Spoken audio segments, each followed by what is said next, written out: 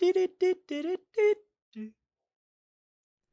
and welcome back again to Flowless Sports. We're back again with another F1 preview, and it's the Hungarian GP. We're back on the Hungaroring, and it's a back-to-back weekend before we go for summer break. I'm joined by, as always, by Pat. Welcome, Pat. Yes, What's and up? exciting weekend ahead as always. We've had an eventful week off the field with the announcement of a legend retiring with Sebastian Vettel.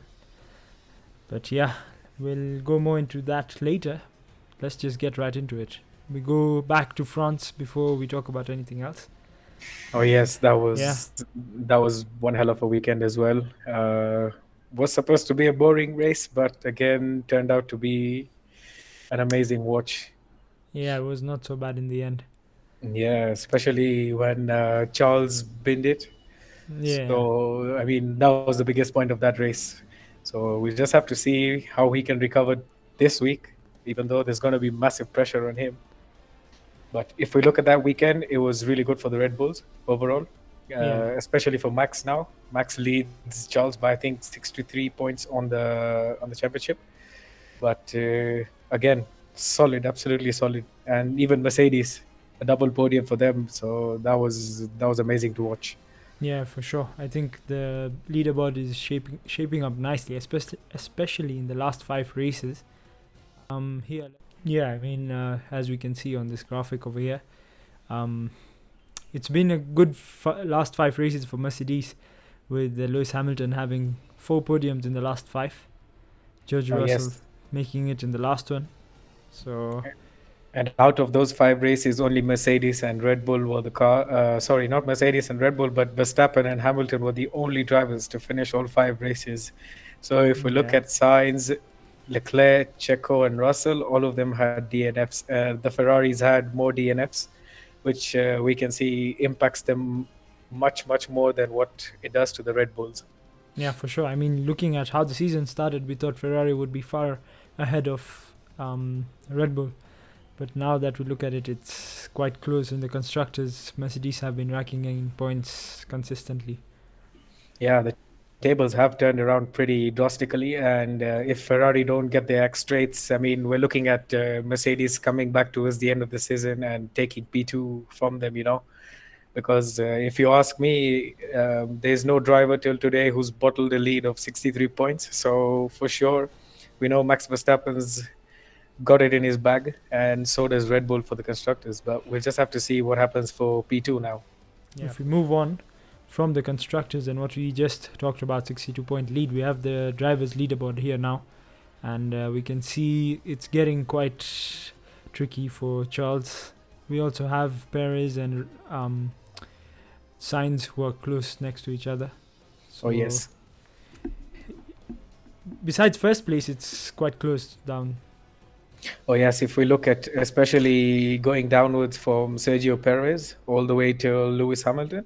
So Perez, Yeah, Sainz, Russell, and Hamilton, those guys are now really, really having a chance to get onto Leclerc's back, because if we see Leclerc is dropping backwards and all these guys have an equal opportunity to now move up the table. I especially think George Russell and Lewis Hamilton won't be where they are currently, yeah, and in the coming weeks, especially after the summer break, we should see a drastic change in these standings, apart from Max Verstappen being wherever he is. yeah. I mean, if he wins this weekend, I don't think he has to win for the rest of the season. Oh yes, but then again, I was just scrolling through Twitter, and I've seen this interesting stat that if Charles Leclerc were to win all the races to the end of the season and Max Verstappen came second with fastest laps, Charles Leclerc could win the championship. So I mean, It's a lot to ask. it's a lot to ask, but a man can be optimistic, can't he? Yeah, for sure. I Yes. mean, yeah, but that's what's how it's looking, and it could change after this weekend, so we can move on to the Hungarian GP. So yeah, we're back, and it's the Hungarian GP. We discussed the French GP, but it's time to move forward, and it's full of surprises for sure. We have thunderstorms and rain going on right now. FP1 is going on at the time of us recording, but they're expecting rain and thunderstorms throughout the weekend and especially tomorrow. And yeah, there's talks of the quali getting postponed. Oh yes, the weather looks really, really bad for tomorrow. Even if it doesn't get postponed, there's a highly likely chance that it gets cancelled. And if in event it gets cancelled, they have the options of shifting it to Sunday morning, or if Sunday morning is not possible, they will end up taking FP3, FP2 timings depending on what was the last session carried out. So I mean, a wet quali would be interesting. So Yeah, regardless, we're in for a great weekend. I mean, by going by that, we could see some drivers pushing in FP2 hard, and Oh yes, to get a grip yeah, of the conditions for yeah, for sure. sure. And yeah, I mean, this track looks like it could be a Ferrari's dream with the high downforce they could be running. And yeah, I mean, Ferrari, they need this weekend, and this is the track the best track they could have wished for. Oh yeah, that's true. But I wouldn't underestimate the Red Bulls as well. Insane straight line speed. Not that that's going to help them in Hungary because it's too many turns and very high Yeah, downforce. But again, it's a quick car. So and Max, we know what Max can always yeah, pull up from under of his sleeve. So ideally, I know it is a Ferrari track, and they have to make sure they get a 1-2. But again, I'd keep the Red Bulls in the mix. yeah, for sure. I mean, we had the incident last year with the first turn where all the drivers went off while Bottas causing Oh the accident, yes, maybe controversially. We had Max Verstappen, who quite heroically raced the whole race with like a broken side wing and yes, he still had a lot managed to of score damage, points. and Yeah. yeah, that was insane. Even Lewis coming back from last, because if we recall, remember he was the only one to start the race last year. Oh Everyone yeah. else entered the pit lane for slick tires, and then there on it was just one of the best races for me. In fact, hands down the best race for last season, especially Yeah, it was a good seeing race. Esteban Ocon win his first ever Grand Prix. Yeah, for sure. So I mean, there's a lot of hype going into this weekend. There's a few upgrades that have come. Oh Let's have a yes. look at this. Yeah, I mean, everyone has brought smaller upgrades. So, but I don't think we're interested in small upgrades. We're Yeah. interested in major upgrades. And this week's talk is the white Ferrari. Yes, sir. As you can see from our graphic, it's basically taken from an inspiration from the Ferrari. And we had the Haas team principal also say that copying is not the right word to use, but taking inspiration is, because who would want to take inspiration from the Williams? I mean, no offense to Williams, it's the slowest car, but if you're to take inspiration or say copy someone, it will be from the fastest cars, wouldn't it? Yeah, for sure. I mean, Haas obviously with the lineup change this year with Magnussen coming in, he's bringing the experience and he's the only one getting those upgrades as you mentioned this weekend.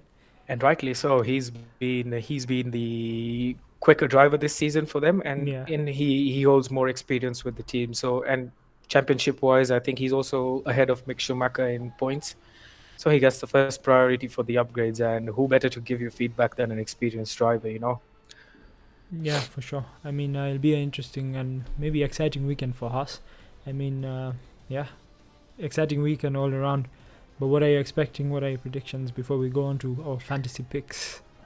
My predictions angle towards my fantasy picks a little, but So what? again, Yeah, I'm thinking I'm going to change it as the weekend progresses. But for now, for me, clearly it should be hands down a Ferrari 1-2 with Max Verstappen P3, Checo if he gets his act together P4, and tough to select between Lewis and Russell for fifth, but one of them should be there or thereabouts.